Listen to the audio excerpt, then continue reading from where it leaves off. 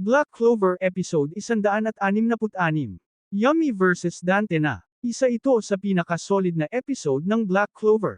Sa video na ito, pag-uusapan natin ang buong pangyayari sa Black Clover Episode 166, mula sa laban ni Noel at Vanica, hanggang sa matinding bakbakan ni Yummy kontra Dante. Tatalakayin natin, bakit hindi nasil ni Nero si Vanica at Megicala? Ang pagkaka-curse kay Undyne. Ang huling pagtulak ni Noel laban sa napakalakas na kalaban. At ang epic showdown ni Captain Yummy laban kay Dante ng Dark Triad. Isa ito sa pinaka-intense at pinakamaangas na episode sa arc na ito. Panoorin hanggang dulo para sa full analysis.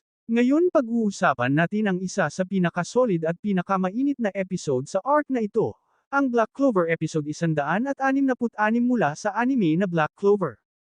Simula pa lang ng episode, wala nang paligoy-ligoy. Agad tayong binalik sa sitwasyon sa Heart Kingdom kung saan tinangka ni Nero na isil si Vanica at ang devil na si Megicala. Pero malinaw agad, hindi naging successful ang silang attempt. Bakit hindi gumana ang seal? Makikita natin na habang ginagamit ni Nero ang silang magic niya, biglang nag-take over si Megicala sa katawan ni Vanica. Sa puntong umabot na sa 70% devil power si Vanica, sobrang lakas na ng inilalabas niyang magic power kaya nawikan ang spell ni Nero. Mahalagang detalye ito, binanggit sa nakaraang episode na kailangan sobrang dami ng magic na, umaapaw, para masil ng maayos ang isang devil. Kaya kahit nagawa ni Nero ang teknik niya, hindi sapat ang kondisyon para tuluyang masil si Megicala. Pagkatapos makawala sa seal, doon na nagsimulang maging desperado ang sitwasyon. Halos wala nang magawa ang grupo laban kay Vanica.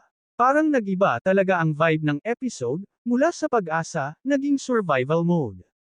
Ang pagka-curse kay Undyne. Isang napaka-importanteng pangyayari rito ay nang e-curse ni Megicala si Undyne, ang water spirit.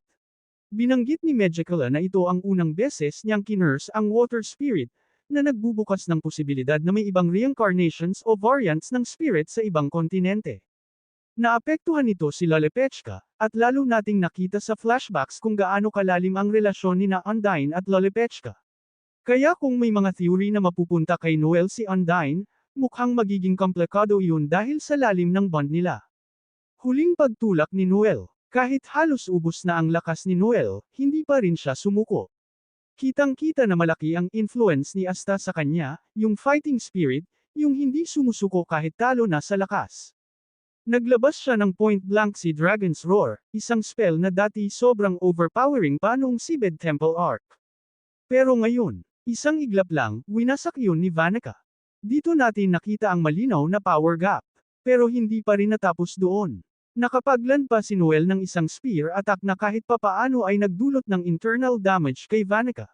Maliit man pero malaking bagay na may epekto pa rin siya sa ganitong kalakas na kalaban. Yummy vs Dante ang pinakaabangang laban. Ngayon, punta tayo sa highlight ng episode, ang laban ni Captain Yummy laban kay Dante ng Dark Triad. Si Dante ay miyembro ng Dark Triad ng Spade Kingdom mula sa Dark Triad. Siya ay may body magic at devil power mula kay Lucifero. Sa laban na ito, ramdam mo agad na pantay ang dalawa. Hindi tulad ng Noel vs Vanica na may malinaw na power gap, dito back and forth talaga. Nang mag-80% devil power si Dante, lumabas ang mas maraming devil markang sa mukha niya.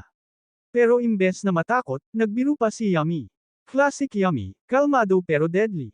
Sinabi pa ni Dante na walang taong dapat makasabay sa kanya.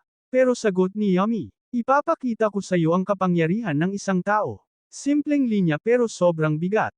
Kung tutusin, kung nakilala lang sana ni Dante si Julius noon, baka iba ang tingin niya sa mga tao. Mana Zone, Death Thrust.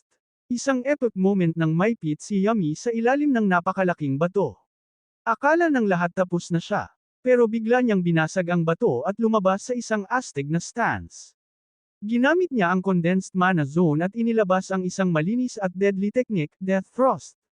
Diretso nitong tinuhag ang katawan ni Dante. Grabe ang eksena. Kahit nag-regenerate agad si Dante gamit ang body magic niya, sobrang satisfying makita na kaya siyang botasin ni Yummy ng ganun kadali. Sa manga, dito natapos ang chapter bilang cliffhanger. Pero sa anime, ipinakita agad na nag-regenerate si Dante. Ang unang tawag ni Yummy kay Asta. Dito dumating ang isa sa pinaka-importanteng emosyonal na moment. Inamin ni Yami na hindi niya kayang talunin si Dante mag-isa dahil sa broken regeneration ability nito. Kaya tinawag niya si Asta, at sa unang pagkakataon, tinawag niya ito sa pangalan. Hindi, brat, hindi kung anuman, kundi, Asta. Malaking respeto iyon. Agad tumayo si Asta, parang kailangan lang niya ng konting tulak mula sa captain niya. At ngayon, magkatabi na sila, Captain at Knight, handang harapin ang isang overpowered devil host. At doon nagtapos ang episode. Ang episode 166 na ay isa sa pinaka-solid na episode sa arc na ito. May emotional weight, may world building tungkol sa curses at spirits, at may high-level fight choreography. Mula sa desperadong laban ni Noel hanggang sa astig na bakbakan ni Yami at Dante, ramdam mo na papunta na tayo sa mas malalang sagupaan. At kung ganito pa lang ang simula, mas matindi pa ang susunod. Handa na ba kayo sa Yami at Asta team up?